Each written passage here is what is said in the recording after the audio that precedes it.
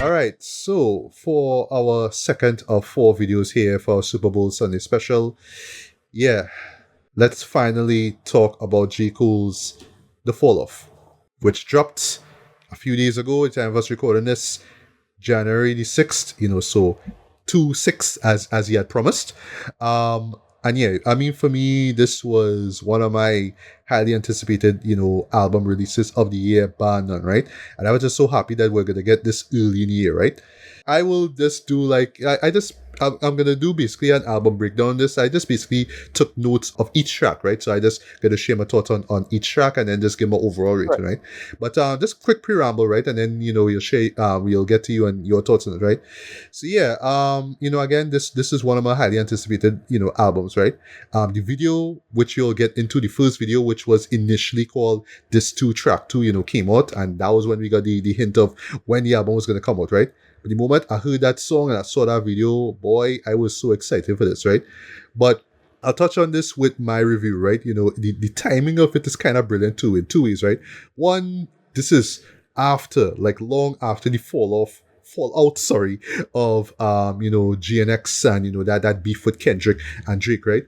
But then also too, when you really think about it, it only dawned on me like just a couple days ago, right?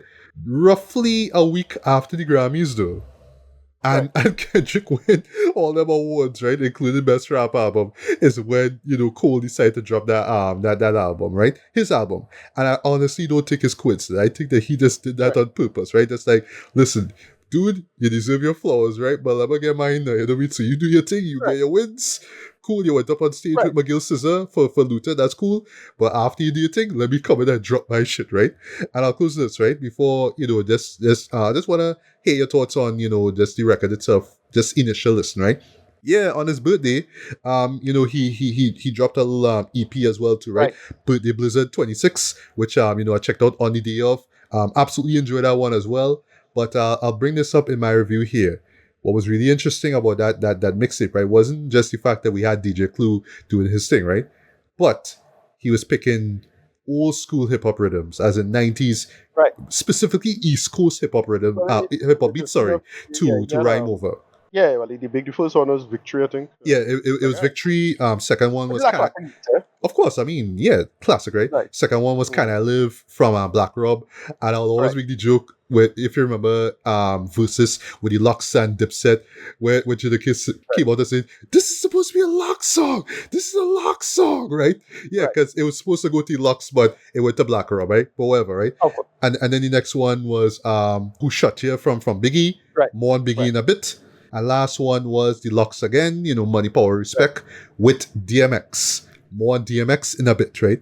But yeah, Ricardo, just quick thoughts on that Birthday Blizzard mixtape and your first thoughts and on the fall off. And yeah, just out of curiosity, how much spin you gave fall off? Given the fact that this is a 2-disc affair and the total runtime is roughly an hour and 41 minutes. But yeah. Yeah, I didn't give it that many spins. I only gave it one spin. Well, we'll get to that. I was slightly underwhelmed by this, but okay.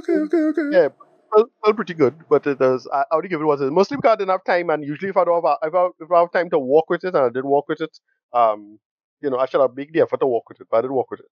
I think I left my phone home the only time I did some walking. So that was about that. That's the only reason. I probably grow on me better, but I only listened to it. I didn't even listen to the Birthday Blizzard when it came out. It's only because of Dex. I just followed this reaction guy called Dex, and he that's the reason I get it. And then Ahmad did a run through of the album. Like, okay, but that's about it. I didn't really get into this at all, to be honest. I only listened to it once, unfortunately. Okay. Well, that's fine. That's fine, right? But yeah, I mean, the man did promise that this was going to be a 2-disc project, right? Yeah, but I can imagine, a few people going in like, "Oh my god, this is so long. Oh, I can't listen to it," right? But when you realize, and this is one thing that we kind of debate amongst ourselves in the review here, right? This is touted to be Cole's final album, final studio release. and I'm gonna talk about how I feel Okay. about that, right? Yeah, yeah. That's the discourse. That's why people hyping this thing up so much. You know, it's like this Okay. is the end. Like this Okay. might be the end of I his mean, musical output. You know what I mean? yeah, it's a return to form, all things considered. But I enjoyed the last album. I thought that was okay. That was Off season. Yeah. off season. But no, this is what came out with I'm Ready 24. What was that? Oh no, That's a mixtape. my delete later. Yeah, I enjoy Yeah, that that's a too. mixtape. I know some Right, right, right. people this harp on it because of the now Yeah, deleted final track where you yeah, just Kendrick, but like you know what, like that's why they hating on the album. No, nah, I think the album right. was solid. Dude, she was nominated for a Grammy. Shit, I mean, come on, Yeah, yeah, right? And exactly. that was a It mixtape, was right? pretty good. Yeah. Right. So yeah, I don't know, idea, but people don't calling this a real return to form, and I was like, well, if you say so. I thought it was like solid, but I'll say one of the main problems with it. I have a real simple answer as to why I was kind of underwhelmed with it. It's a very simple and straightforward answer, but you'll get to that. Oh well, I would like to hear what it was before I get started, right? Oh, well, yeah. Okay, I can get into that now. It's a double album, right? Double albums have a tendency to be underwhelming, right? Let's go through the track list No, of no, let me the stop you double there. albums. Is it? Do you mean underwhelming in terms of filler tracks? Fillers, yeah. Well, not Uh, filler, but like, yeah, it's okay. just too many tracks. Mm. Same problem I had with the Blueprint 2 or we call it Street Disciple. Same problem. Like it's good, great, but you could have cut out a bunch, and I saw it had me in this. It's like, okay, I mean, I suppose. All right. Well. Okay. To each his own, right? To each his own. That's all I say, right? So, Right, I can understand, right? And, you know, at the time of us recording this, I haven't seen any like major reviews out of it yet. Anthony Fantano hasn't put out this stuff as yet. right, right. I wonder if he's going to be as charitable as I am going to be on this record, right? But yes, that is a very valid point. You know, why does it need to be a double album? You know, blah blah. Again, I think it just has to do with the fact that this is his final in quotes, right? You know, album, right? But then, you know, the whole return to form thing, yes, I do see it like that, right? But here's the thing, right? This last point on me before I just jump into the track by track stuff, right? Is that honestly, while I do have much respect to J. Cole, right? And you know, his output over the past like what 10 to 15 years, right? I would not call myself a huge J. Cole fan, right? Like Right. I've heard his records, I would say from you know from the mixtape era up to now, right? I've listened to them, right? But they were never stuff. And I'm saying this, sorry for saying this, folks. Even 2014 Forest Hills Drive, it was just never like his work, right? Was just never the type of albums that I would just go back to more and more and more. Like I would say, So if yeah, you're J. thinking about it, Cole. like say Kendrick, Drake, and Cole, right? I would always go to Kendrick's albums. I would always go more Right, the most to his albums. Like those have more replay value than a Drake right, and a J. Cole album, right? But that's not to say that J. Cole never put out like he put out trash or whatever it is. I think that yeah, his output has been consistent from the beginning, right? It's just that I've never like felt the need to re-listen to a record, right? I'll just close to this point here too, right? Leading up to the release of this record, he actually put out some of his, I think it's like two or three of his first mixtapes. He actually put them out on Spotify, right? Like re-released them, right? I was meaning to listen to them, but I just didn't get the time. But then when that the Blizzard EP came out, I was like, okay, cool. Well, it dropped on the birthday, so I listened to it on the birthday. I was like, yeah, cool, I like it. I really enjoy it. Yeah, you know what I mean? But still, like just in terms of catalog, his was never a catalog that I felt the need to revisit, right? But that's not me saying that I think that his work is trash. I think that across the board, he has been consistent, right, with the level of quality, right? But yeah, you can just make your last point, and then I'll just jump into the tracks. yeah, no, yeah, same here with J. Cole. He's somebody who he's a good journeyman. I put him up there, but I know the level of Mark Phillips, jokes right about him, right? It's he there, and I understand the stand culture around him. Yes, I still do think the beef hurt him a little bit in the standing, but like I just think yeah, solid out and didn't really never really blow my way, to be honest. I still enjoy like Forest Hills Drive in particular. I still stick with me to this day. So that's about it. Right. So let me just jump into both discs, right? Well, the first disc, right? So moving quickly, right? Because it's two discs, right? I'm sorry, right? But yeah, interestingly, right? Both discs they have very interesting names, right? So the first one is disc 29, and the next one is disc 39, right? 29, 29 and 39 in relation to his age, right? So what this album as a whole is about is kind of like him reminiscing and kind of going back literally like mentally and physically Yeah, back yeah. to his So home to Fayetteville, right? And sort of yeah, like, exactly. you know, Yeah, because that first track and video is great. It's like oh a yeah. mix of it's like a mix of how I think about it. It's like a mix of Nas's Rewind and Nas's gosh, what's the song Fetus? That's what I was thinking. Okay. It's like I wasn't thinking like about that track though. I was thinking yeah, about Rewind. I mean, that's the obvious right. Yeah, reference, right? right.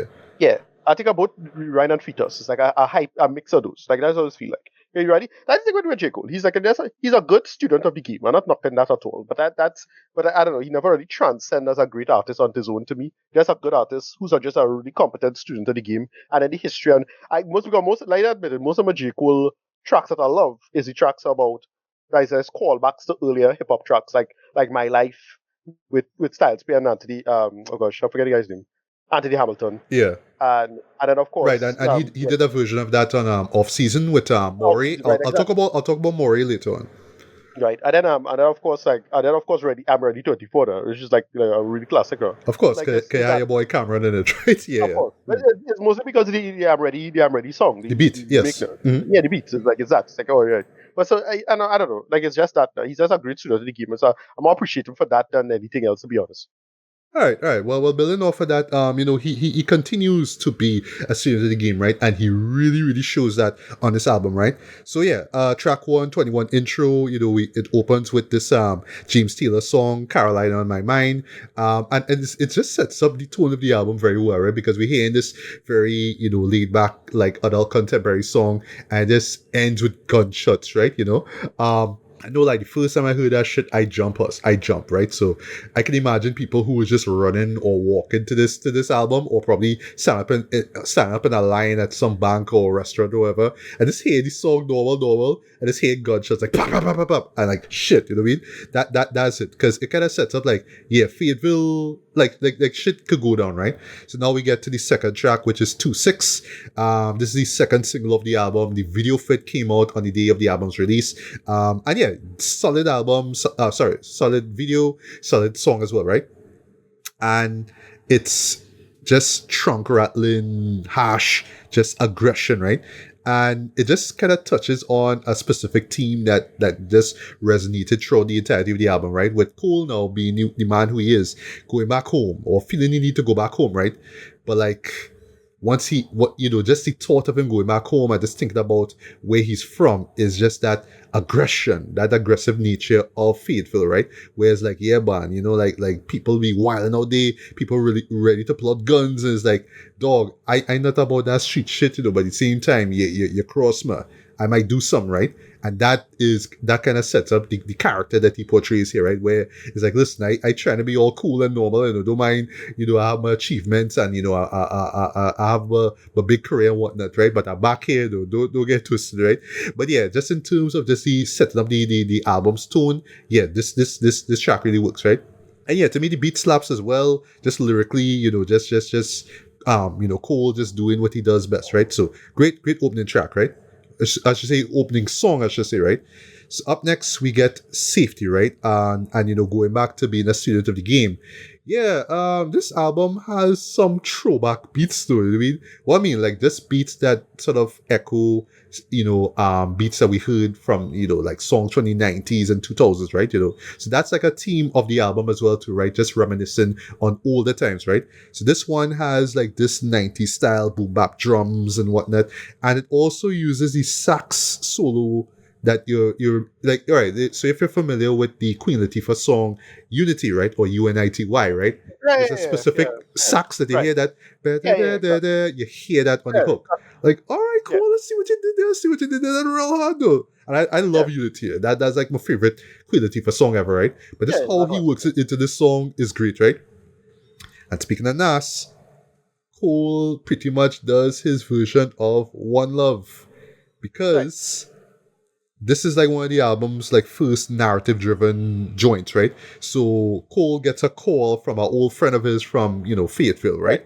And the song is delivered from the friend's perspective, right? So he Right. And just, that's like yeah, so filling him in on yeah on right, the fact. exactly. So he just got out of jail. Yeah, and He just all pretty much filling him in. Sorry, on yeah. this guy passed away, and this person and that person. I just so heartfelt, dude. It's like like I miss you, boy. Right? There's a sort of a blink and a missing moment where you talk about, hey, this fella, this rapper talking shit about you, Dre. Like you can't be taking that, Dre. You gotta come and like deal with that, Now, the third verse now, I have a feeling people gonna be kind of talking shit about it because a majority of it is centered on this guy that they knew, right? Who was closeted, right? And when they kind of pick up on who he was, used to pick on him and whatnot, right? And then he moved, and then eventually he came back, and he was in drag. And this basically, it's basically what happened is that he get AIDS and die, right? But there's a Right. couple of moments where like Cole, right, speaking from the perspective of the friend, say dick in the booty type, right? I think that's what he says, right? Right. And there's a moment where he almost see the F word, but he's like, whoa, like he say, nah, can't say that, right? Now I know people might harp on the first thing that I just mentioned there. Like for me, I kind of see like what Kendrick did with Anti Diaries, right, where he Right. Right. used the Right. Right. F Right. word, but he used it in a very sardonic kind of way, like a very ironic Right. way, like, yeah, when we was young and Well, dumb, Cole, yeah. that was what we said, yeah. Yeah. Yeah. Well, Cole kind of get in trouble with that with on the last album. I heard that. Yeah, He yes, I was reminded of he had that actually. Yes, he did some use the kind word. of it was mostly a trans thing, I think. It was like an anti-trans kind of thing, something like that lyrically. But I don't remember it being like particularly egregious, but somebody could correct me on that. But yeah, so look, his rap that's the problem. Yeah. They ain't beat the allegations as the kids say. So it's Right. that. And in Cole's defense, 'cause I don't want to say too long on this, right? In Cole's defense, is the friend. The friend just got out of jail, Here's the right? rap on Is fault. it Yeah, right? So yeah. it's I get his it. mindset. So you had Right, to, you right, had to thank Cole for at least writing the character and saying, oh, right, just as right, he was about to say the F word, he stops. He say, nah, right, no, I can't say that. I can't say that. So I like that. right, And yeah, this is one of my favorite songs on the record. It's just the beat is just so laid back and jazzy, but it's just the sentimental nature of it that I love, though, right? Where it's like, yeah, we miss you, Jordan, but things change, boy, and you need to come true and check us out, right? And that is actually what Cole does on this disc here, right? So yeah, up next we get what is, in my opinion, the best song on this first disc, "Run a right, Train," right. which Yeah, features, I can't believe I'm saying this, one of the best hooks I ever hear from your boy, Future. yeah. Boy, the passion that this man give into that hook though, with "fuck do you know about my passion? Fuck do you know about my pain?" Boy, every time I hear that, I just feel that is one of those hooks when you hear it, it's like you just want to lock yourself in your room and just be like yelling that shit out loud. Or if you're Right, like real dread, you just want to go outside and just yell that. So it's like old man yelling that cloud. It's one of those moments, right? But that hook, I feel that so much, right? The beat though really, really hit me too, right? Because it just has that, it has a sort of like a smooth, very adult contemporary kind of feel to it, right? Very nostalgic, but there's this hint of melancholy to it as well too that really resonate with me, right? And yeah, it's just basically Cole on his way back home, but he just sort of feel like, I don't know, boy, like I kind of lost, my passion for this place. And it's also like this running metaphor about his lack of passion that he has for hip hop, right?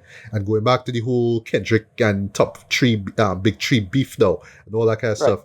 You could tell like this album was kind of pulling from that, like, oh, he was disillusioned by how people react to him ducking out to the beef, right? And yeah, right. just him being roped into the first place, right? So it's like, I going back home, but at the same time, it's like, boy, like I know I'm going back and I gotta be feeling these kind of feelings, boy. I don't want to feel them, you know what I mean? But y'all don't know about that. Y'all don't know what I'm going through, you know what I mean? That's what Future comes in, with that hook, right? Which I absolutely love, right? But yeah, for me, favorite song on this record, on this disc, I should say, bar none, just because of the emotion behind it, right? And that beat, boy, that beat stays with you. I will tell you that. That beat stays with you, right?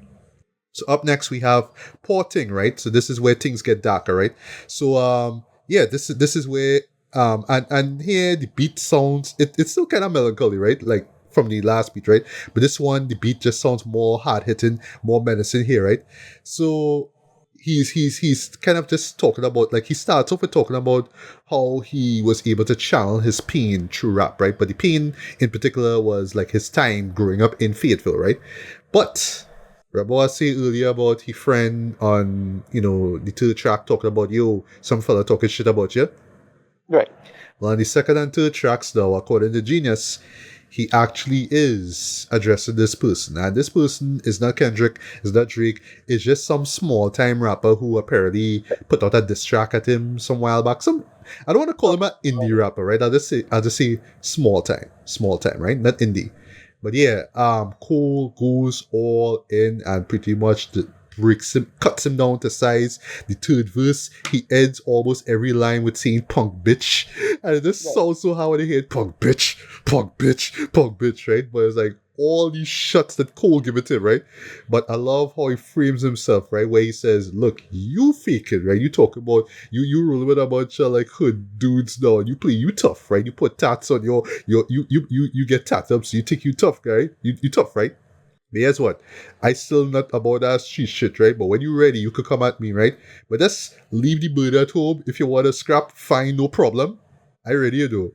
But don't come with no fake thug shit around me, right? And that's the message of the song, right? But it's just that, again, just going back to aggression and just being back home and feeling it yet again, right? That's at the heart of poor thing, right? But he's also saying, yeah, if you live that kind of lifestyle, you get killed, right? So that's the heart of it, all right? But yeah, that is like the song on the record that we on the album that we get here, right? So don't Right. go into this one thinking that he taking shots at Kendrick or Drake. No, is a fella from around the way who just want to talk shit about it because Cole bigger than him, right? And that's that, right? So up next we get Legacy, where things simmer down now. It actually has one of my favorite beats on the album because it's just so smooth and calm and relaxing, right? Production wise, it feels very much like how Tyler the Creator would make his beats, right? Just the way how the just the composition of it all, right? Just how the instruments are arranged, especially with the horns and when they come in as well too, right? And even like just the pitch shifted outro that we get at the very end of the track, right? When you listen to it, you'll know what I'm talking about, right? It feels very much the way, or I should say, it sounds very much the same way how Tyler will build a beat, right? That's the best way I can sum it up, right? And yeah, Cole is just pretty much talking about, yeah, just kind of like thinking about a girl that got away, right? And texting her literally like, yeah, you're still around, I'm back here, let me chat now, I see you in a long while, right? But getting no response, right? So it's just that feeling of wow, like, yeah, if I had stayed here, I could have built a relationship with her, but life just didn't play out like that, right? So, and also, I actually like Cole singing in this, right? So if just as a tickle pause here, right? I know that people will have, will make a big deal about, oh, Cole singing a lot on this record, right?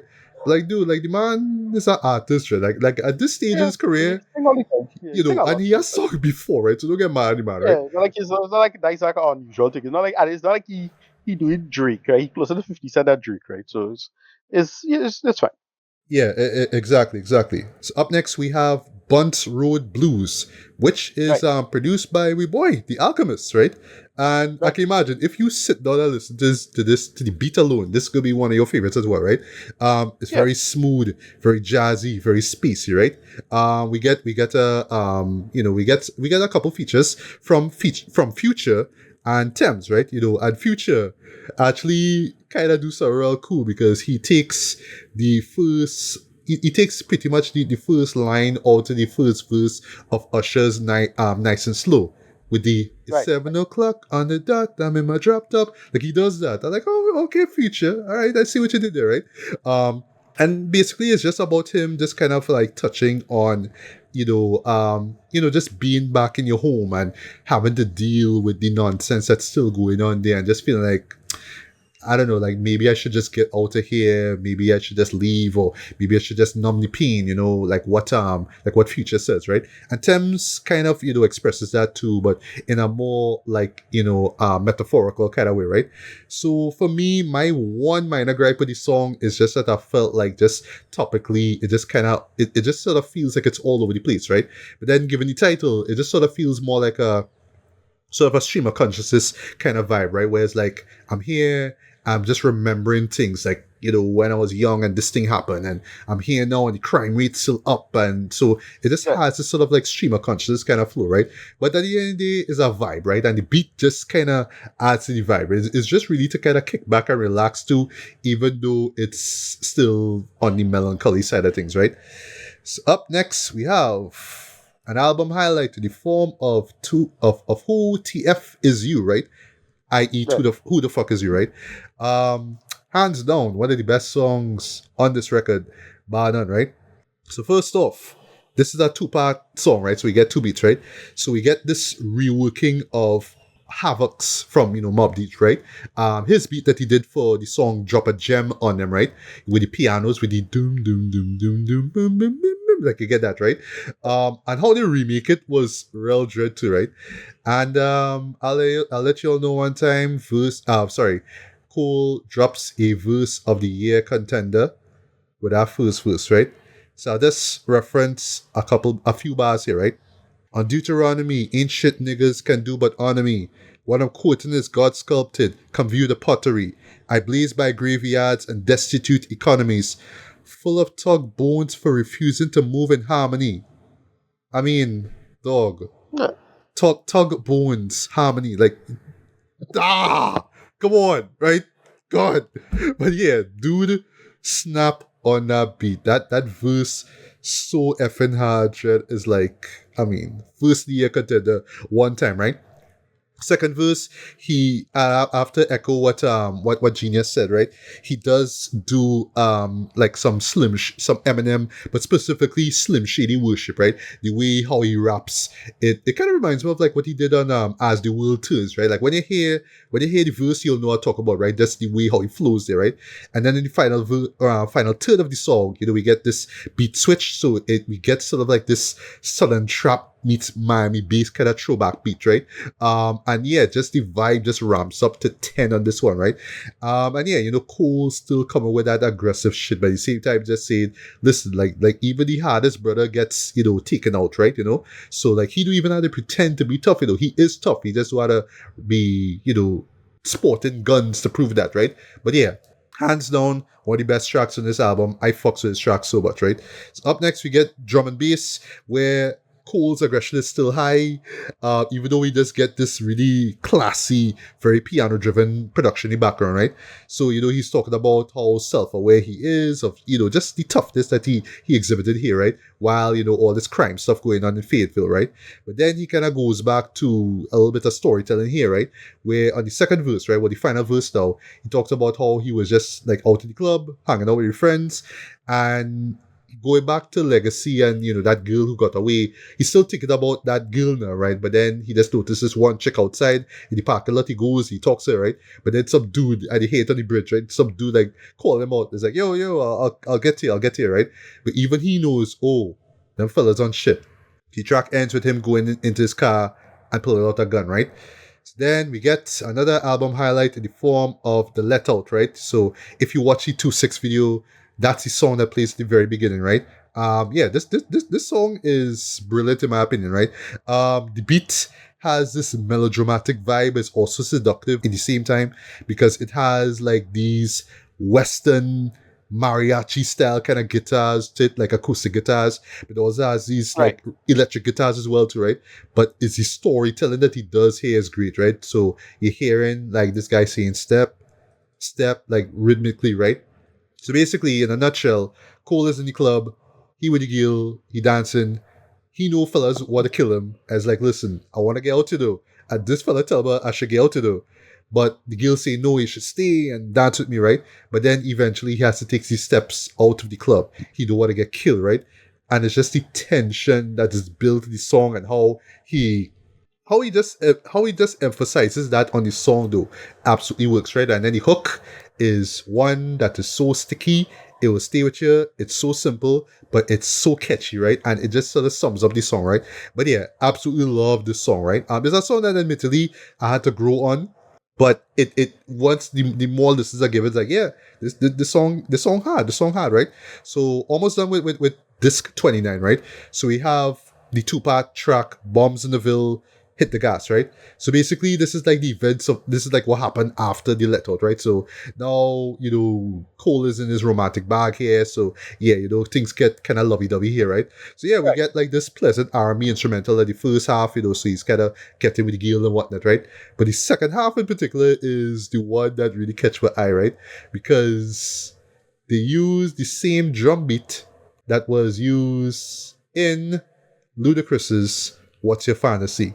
And to the point that Cole even does the Right. Right. yeah, yeah, Right. yeah, Right. Right. Right. yeah, I like should have. all right, That. cool, That. yes, cool, yes, cool. Yeah, Yeah. Yeah. Yeah. you hear that? Yeah. We Like, do all that. right, Really heights. cool, Yeah. Yeah. I yes, remember yes, that. cool, Yeah. yes, yes, I am loving this. Do this, do this, do this, right? And it when Yeah. it What's like the chick name? Just Shauna. What's Shauna, her? yeah, no, real talk. Where is Shauna? Where is Yeah. For Shauna? real. Right? Yeah. Yeah. But anyway, but yeah. So he like real in his like he want to spend time with his girl, right? But it's like, oh, you have a man now, right? But then the track ends now, where it's like, oh, like he's FaceTiming with his sons, like he's being reminded, oh shit. I'm a family back home. I need to go back, right? So it's like him kind of just caught up in this romantic fantasy of, hey, if I was back home and I didn't get through the girl, even though it's not the girl, I'd stay here and I was with she, even though she have a man, right? That's really what the vibe is about, right? I could see some people skipping this and call it filler, but nah, I think it adds the narrative that's being told here, where it's like, I want to stay, I really want to stay, but at the same time, I can't stay, right?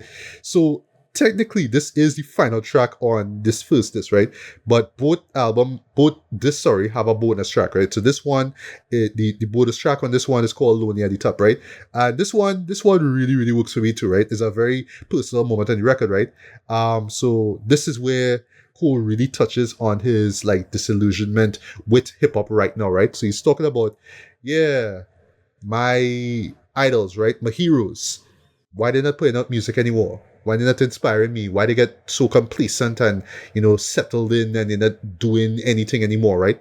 And now I am at the top and I feeling all alone because I'm supposed to be here with my idols. I'm supposed to be up there with the greats, but the greats not doing anything, right? I like how he frames himself like, listen, like I understand like y'all doing all the thing now, they get older, but like listen, I looked up to y'all and where they at, right?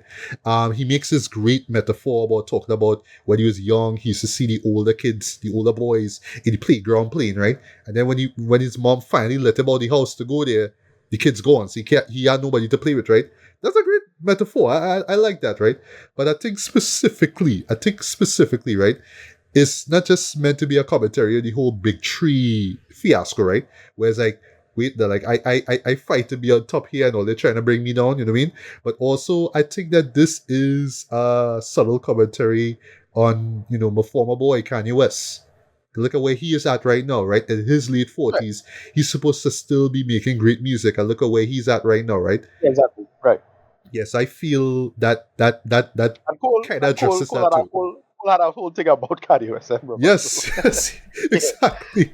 Yeah. Yeah. So like when you sit down and listen to the track, boy, yeah, you will feel that disenchantment that he expressed on that, boy, and it works. It's a great way to close that first disc, right? So disc 39 now, right? And yes, I mean 39 because he is 39 now at the time of him, at the time of the release of this album, right? So yes, 10 years have passed, right? So, everything that we know about him has happened, right? So 39 intro.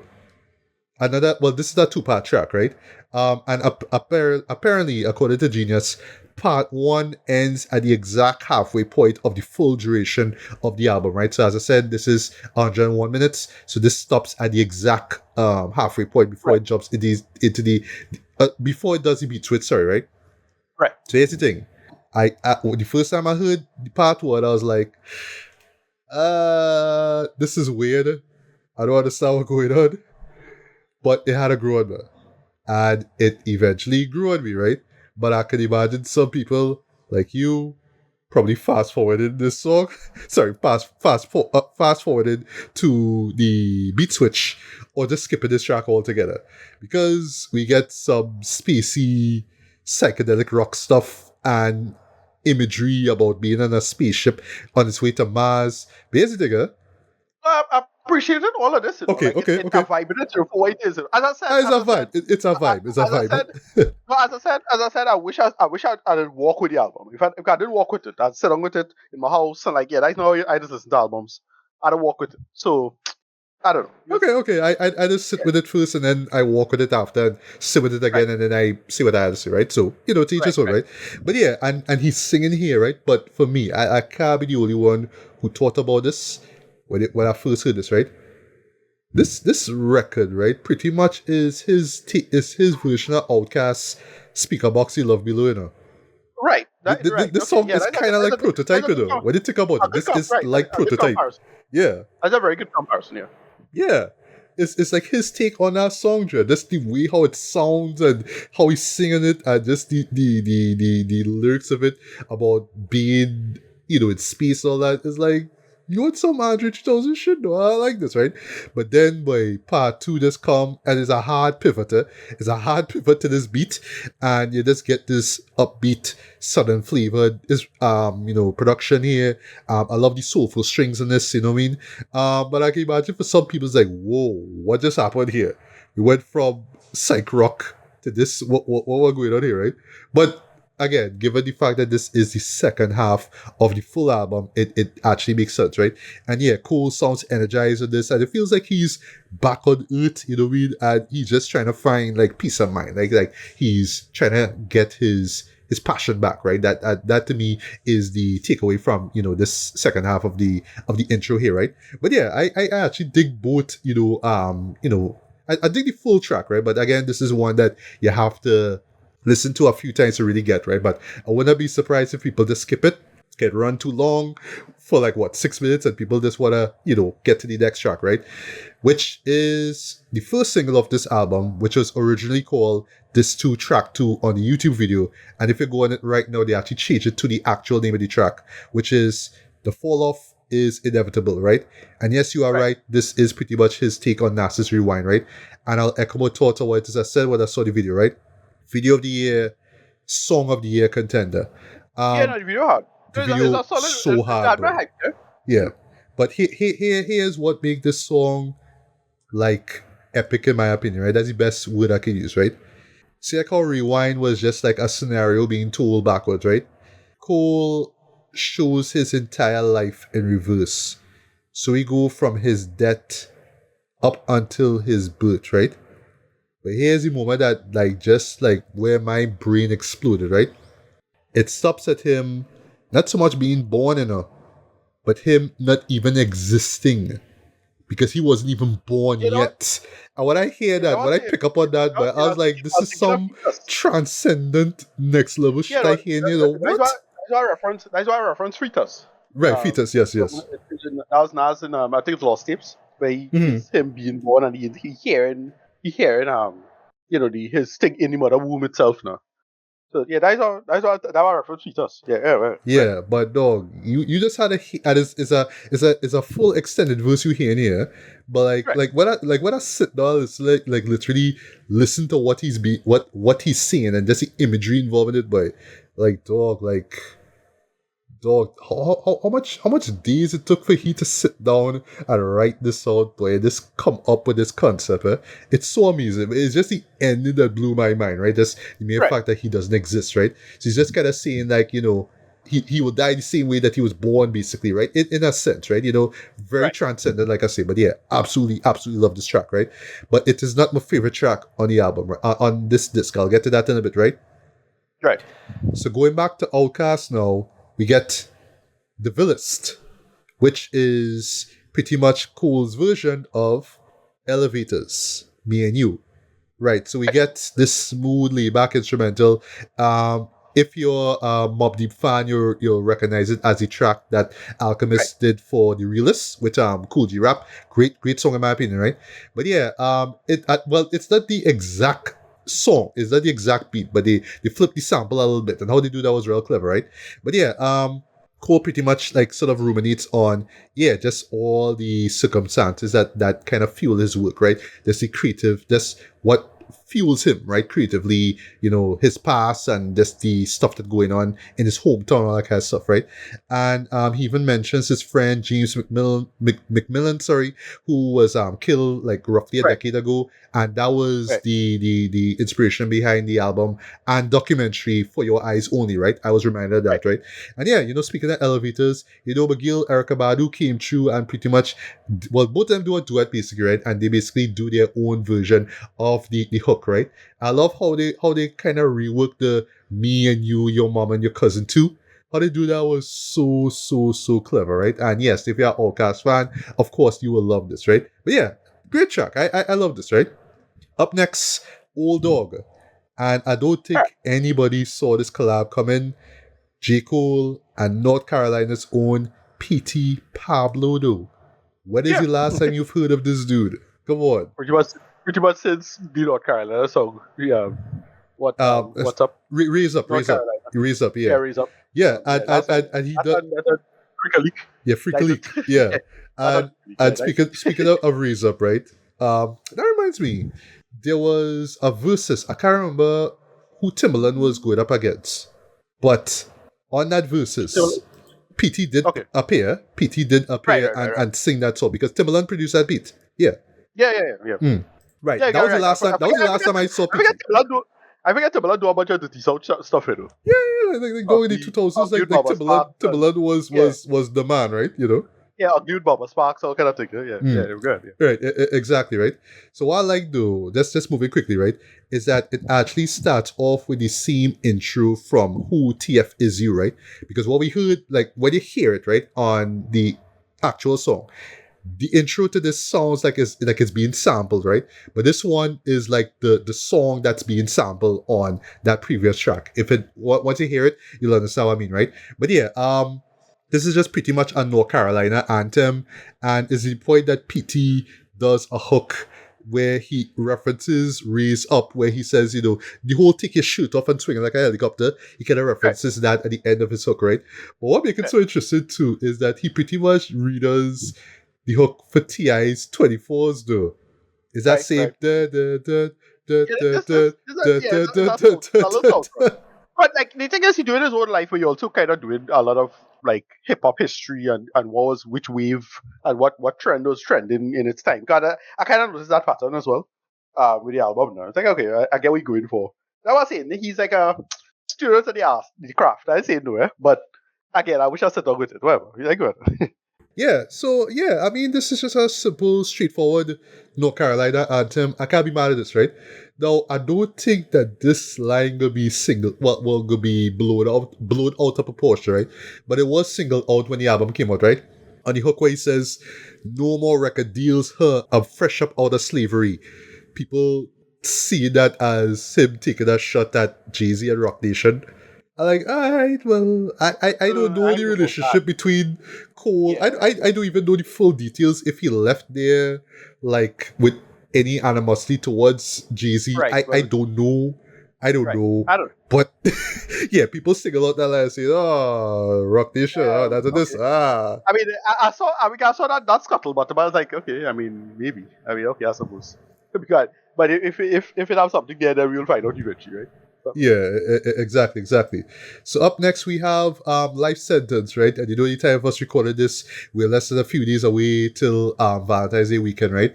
And yeah, this is pretty much this is the Valentine's Day anthem. This is what it is. But how he frames it actually is very, very, very, very, very heartfelt, right? Where he's talking about being, serving a life sentence with your significant other. Right. And it's just the sentiment about that is great, right? But the beat is very sunny, very vibrant. He does his version of DMX's hook on how's it going down. It's like, okay, cool. I see what you did there, cool. Types of games are being played, how it goes down. He does that, right? But it's just the sentiment of the track that I really like, right? Where it's like, yes, I'm locked down with my partner. Yes, I might feel the urge to backslide ever so often, but nah. I am with her. She's with me. That's how it is, right? So yeah, like I say, this could be the Valentine's Day anthem, right? I wouldn't be surprised if at the time of us recording this, there's a video that comes off it roughly around that weekend. I don't know. I guess you'll see. But yeah, this is the lovey-dovey track, but it's a nice lovey-dovey track, right? I like this. I like this, right? Up next now, we get the flip side of this now, which is Only You, right? So here's the thing, right? If you are a 2000s reggae fan, I imagine you will really appreciate this track way more than you would expect, right? Because on the beat itself, right, it samples two songs off of the drop leaf rhythm, right, which is arguably one of the best reggae beats of the 2000s, right?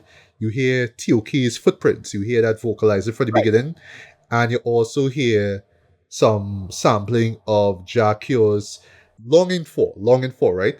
You hear that through the beat. And speaking of Longing For, right? The hook for it, right? We boy, Burner Boy, that comes in on the third verse, right? And the final verse, I should say. Yeah, that's him. I didn't even realize it was him, but then when I hear him do the Nigerian, before he gets to this section, it's like, oh, that's you, that's you, right? But yeah, the man actually like does his own version of Jack Yo's hook. He's like, what am I longing for? My baby to love me more. Like, all right, Bruno, like, Bruno boy doing this though, okay, all right. that was real cool. That was real cool. But again, if you're a 2000s reggae fan, you'll pick up on it. You'll notice it, right? Like I did, right? But to everybody else is just be like, all right, well, all right, he's singing, okay, cool, right? But compared to the last track, what this track is in a nutshell is the distance you would feel once you are away from your partner, right? And just that emotional distance away from you and how it affects you in the long run, right? On the long run. That's really the heart of it, right? That's it. That's why I say it's the flip side to Life Sentence, right? So yeah, it's a solid track, but for me, why I enjoy it is the nods to the drop leaf rhythm, right? So I dig the track, right? Up next we have Man Up Above. Really enjoy this track here. Thanks to the mellow, soulful production. It's a vibe. It's another vibe song, right? But yeah, basically it's cool just being grateful for, not losing his life to the streets, but at the same time, just still feeling down at the fact that, there's still all this violence going on in his hometown and people that he know being arrested and all these kind of things, right? There's a gospel sample that's worked into the hook as well, so it's very thoughtful, very, very heartfelt as well too, very, very, very, again, it's a vibe, right? Yes, it's a 5-minute track, but it's a 5-minute vibe that I could enjoy, right? So up next, as we're winding down here with this 39 now, we have the best song on this album, which is funny because the track that follows is a contender for best stuff, right? But this one for me is my pick for best stuff, right? I Love Her Again. And when I saw Common's name in the credits, I was like, wait, no, it's gonna be a collab with him and Common. Oh, whoa. But then now you actually hear the first two lines, from Common's The Light. But yeah, basically this is Cole's version of Common's classic I Used to Love Her, right? Which was a commentary on the growth and development of hip-hop, right? But how Cole does it, he updates the formula, right? But he does it in such a very intelligent way, right? Because, of course, he have to be personal with it, right? Just how Common was when he did that song, right? So he's talking about how Cole talks about how he was introduced to hip-hop, right? And how it grew from in the late 90s, the 2000s, and where it's at right now, right? But no lie, why this song really resonated with me so much is not just because it referenced one of my all-time favorite songs, right? But is the modern context that Cole uses for this, right? Because yeah, he talks about how hip-hop is right now, how commercialized it is now, how it's been TikTokified and, IG Reel-fied and all that kind of stuff, right? How Gen Zers have grasped onto it and how, the sound has changed, right? Especially in the 2010s and 2020s, right? But how Cole frames it is similar to like how Common does, where it's like, yeah, it's a girl that I was with and we vibed out and we, did it do a couple times. But it's like, yeah, we separate and now she different now. So he pulls up her now. Remember, hip hop is a woman, right? He pulls up her, is like, yo, bitch, like what happened to you, Dre? Why you acting this way, right? Like, you're supposed to be much smarter than that. You're supposed to be inspiring us. Why you getting BBLs and twerk and all that kind of stuff, right? Now I'm not gonna spoil how she responds, right? But what she says, boy, is a huge slap to the face to anybody, and I mean anybody who call itself a hip hop purist. If you are the type Right. that feel like 90s hip hop and 80s Yeah, hip hop is old heads who's fighting now. right, Yeah. exactly, and it Yeah. meant to be like this is supposed to be pure and unfiltered, man. That response is like that slap to the face, is that dose of reality that we all needed, dread. And when you hear it, it's like, yeah, boy, that shit makes so much sense.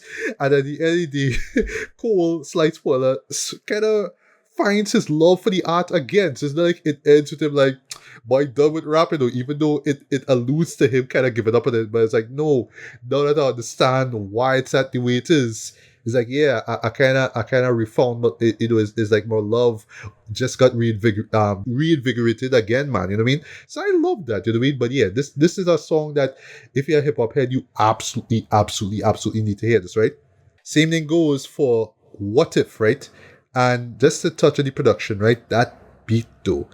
Every time I hear it, it reminds me of the beat for Black Star, as in, Talib Kweli Right. and Mos Def, right? Yeah. The track Thieves in the Night, right?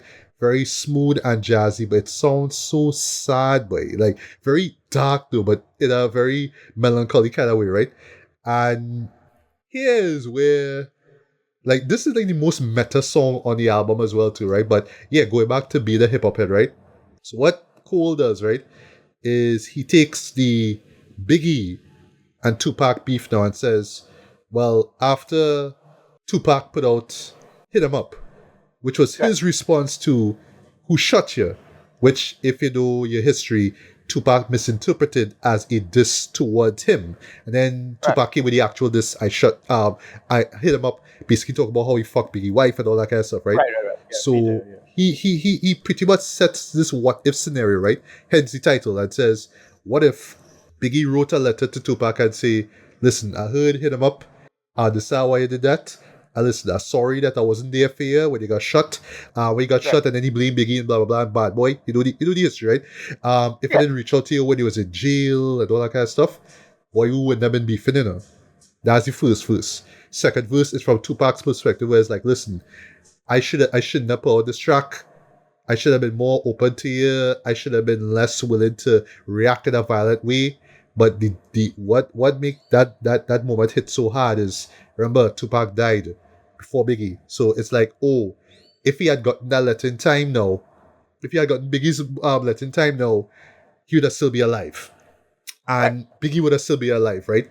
That's the heart of the song itself, right? So yeah, this track hit so hard. Just this what if scenario, right? And Maury, who was on the off season, he did the hook for My Life, right? Yeah, he comes through with a great hook for this, right? And outro as well, right? But lastly, I think why this song will resonate even more with newer hip hop heads is you could tell that this is inspired by the Big Tree debate, right? It was inspired Right. by the Kendrick and Drake beef because he actually brings it up in a verse in a line. Like, no, he actually brings it up in I Love Her Again, where he says, two of my friends were beefing. That's the reference there, right? We could tell like this particular track is like, well, listen, I'll close this, right? If I went on with that beef with Kendrick, instead of bowing out the way I did, and people's laughing at me for bowing out and calling me a sellout, calling me saying, oh, you Freddy man, blah blah. He's basically saying, listen, if I did stick around and shit got worse, we would have another Tupac and Biggie situation. And I have to say this too. If now, look over here, if the Kendrick and Drake stuff actually had spilled out in the streets, we would have another Biggie and Tupac situation. Who knows? But that is the scenario that Cole is laying out here, like just saying, Okay. listen, this shit could have been avoided if they had just spoken to each other instead of going at each other's throats in song. That's it. I love the sentiment of it. I love the song. Take from it wherever you will, right? But yeah, that's it. I don't know if you have anything to say about them two tracks in particular, if you heard them, or if I can move Yeah, forward. no, yeah. I was aware of the scuttlebutt enough. I mean, it's a bit of a stretch, but I appreciate it on the artistic level, so it's fine. It's not like a actual thesis or anything like that. I'm not taking it seriously that way. But Well, no. Again, it's a what if scenario. It's supposed to make you think, right? right, Just like the last right, track, right? Yeah. right, yes, So moving quickly, just wrap it up here, right? So we have quick stop, right? So speaking of Kendrick, now I do agree with Genius when you say how this track kind of feels like how much a dollar cost kind of song, right? Where it's cool and he stop off at a gas station and he runs into a guy. But this case is a fan of his, right? Like a fan from since he dropped his first mixtape, right? And this is alright. So I can imagine some people skipping this track, but I think the track actually works narratively, right? Where in the sense that this is where Cole realizes, wow, like people in my hood still appreciate me, still understand my music, still understand what I've been trying to do over these umpteen years, and they still rock with me, right? So yeah, this guy, even though he is not in the position where he should be, because he just selling weed at some gas station, right? Saying, yo, I was your fan and I was rocking with you and I was telling my boys you should listen to you and all that kind of stuff, right? But what I like about this, right? Two things. One, I like that he says prior to him going to the gas station, he was in the rider and he was listening to T.I.'s trap music, right? The album. So it's like, hey, another reference to T.I., right? I like that, right? But yeah, he runs into this guy and the guy tell him, yo, I'm a fan, blah, blah, blah, right? But the second thing, what I like about this, right? And I hope that I am not the only one to pick up on this, right? Take particular note of how the guy raps, right? Again, Cole is rapping from the perspective of the guy, right? I would say throughout a huge chunk of that track, right? The way how he raps, right, is very rudimentary, very old school. Very it's that ba-da ba-da ba-da-da da-da-da-da-da-da ba-da-ba-da-da-da-da-da-da-da-da-da-da. It's very LL Cool J, very bad. Like think about that era, think about the way how he flowed on that song. And listen to that moment on Quick Stop and tell me that's not the same thing. But at the end of the day, it's not really so much an old school tribute or whatever it is. It's just basically cool realizing, wow, like there's people who like my music really impact people, and I just needed to remind myself of that, right? Because remember, this has been this reflective journey that he's been going through, right? So now we get to what is technically the final track, but then again, if you remember, this also has a bonus track as well too, right? So we have and the whole world is Vil, right? And this is basically his final and dare I say best Fayetteville anthem, right? It's so inspirational, it's so upbeat, it's so heartfelt. You really feel like just Cole put his heart out there when he repped his hood with this one, right? And I love the hook how it references MC Shan's The Bridge and KRS One Salt Rocks. So it's the Ville, right? The way how he raps that is very, very old school. And listen, it's to the point, like, just the entirety of the song, right? It's to the point that for me, even though I'm not from Fayetteville, I feel like I am a part, like I live there. Like, every time I hear the song, I feel like I live in that place, right? Especially when he does that FAYETTEVI like, just that moment, boy, whoof, like, I feel that, right? But it's just basically him celebrating his hood, repping his hood, flaws and all, right? And just that final verse, it just hits so hard because it's just so motivational. Just basically saying, listen, like, don't give up on your dreams, right? Like, you went through the worst, but you had that resilience, right? Keep going, keep going. And I could relate to that. I could relate to that, right? Just me here right now talking about this is proof of that, right? But yeah, this is like great end credit music, right? That's the best way I could sum it up. This is right. I talk about like vertical scroll, This is what I talk about, right? This is like the end credits, and you just hear the song, and they're seated in the cinema, I just like rocking out to the song. That's what the song is, right? But there is a bonus track, right? So last but not least, we have Ocean Way, right? And again, this is one of those songs where I can imagine people gonna be like, what? Skip. Or start over, whatever it is, right? But no lie, I was taken aback by the first time I heard it, because it's sort of the same sort of psychedelic soft rock stuff that we got on 39 Inch, right? And Cole is singing here, right? But the more I thought about it, it's like, dog, this actually real cool though, but in a very emotional way. That's why it worked for me. It's very, very, very emotional, right? The singing in it and just the lyrics for this boy actually kind of beautiful when you think about it, right? But at the end of the day, that's just what he's talking about, right? At least what I picked up on is that he has a newfound love for hip hop, right? He compares it to being shot with a sniper rifle by Cupid. You know what I mean? So he finds this new love, if you will, for his craft, right? For his art.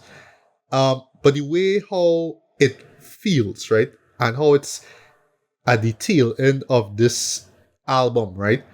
To me gives the impression that this may not be the last that we hear of Cole, though. Like it might be the last song, Right. but nah, I don't think this is the last that we will hear with this guy, right? So as Right. I Right. jump into my final thoughts on Rita, right? I honestly don't think that this is the end, like this is the last that we'll see of him. But the track itself kind of gives the impression that wow, like this could be the end, but I honestly don't think it is, right? He will be doing the guest feature work for sure. 'Cause, I mean, he always kills it with the guest feature stuff, right? He's like legendarily known for just killing it with his guest features, right? I think he could do more production work going forward, right? But for me personally, right, I think that this particular track alludes to the possibility that I think that he have more to deliver, boy. He have more to give. I just hope that it does not come off of somebody talking shit about him or him being in the big tree, for example, like what happened, back in 2024, you know what I mean? So I hope that the impetus behind this next album, if we do get, does not come from rap beef, right? I could tell throughout this record, like that beef really hit him, and how people respond to him backing out, right? And I'm not even gonna waste time sharing we thoughts on that because we already talked about that before, right? Him ducking out of it in the first place, even after he dropped that track that closed off, might delete Right. later, right? But at the end of the day, it's just him finding a newfound love for rap, right? And him just finding it, rediscovering his purpose, right? And that to me is why this album just resonates so much with me, right? Just the idea of just rediscovering your purpose. Why are you here? Why have you been in the game for so long? Why are you in the big tree? Why are you regarded as one of the goats, right?